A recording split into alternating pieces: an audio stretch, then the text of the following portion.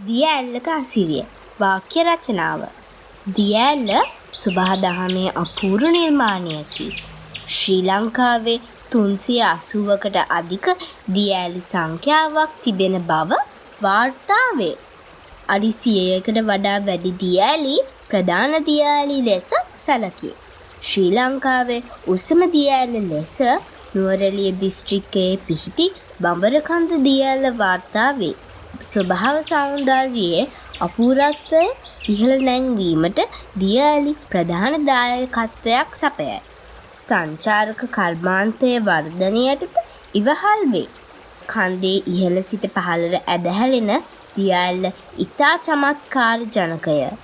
ඒ මනාලියකගේ රිදී පාටින් බබලන සුදු සේලයක් සීගන්වන නැත පිනවන මෙන්ම සිර සනසන දසුනකි.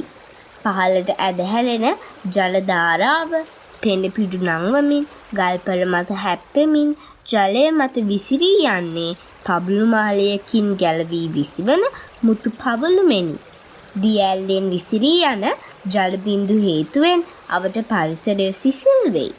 නොකඩවා ඇසෙන හෝ හෝ හඬ පරිසරය සිසාරා පැතිරී යයි.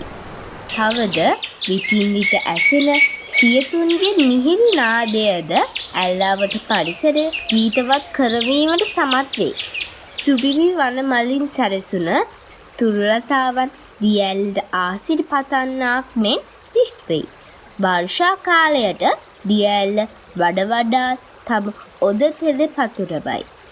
දෙනෙක් ඉවතර ගැනීමට නොසිතෙන තරමේ වශී කරවන සුළු වූ අපුරු සුන්දරත්වයක් දිය ඇල්ල සතුව පවතී.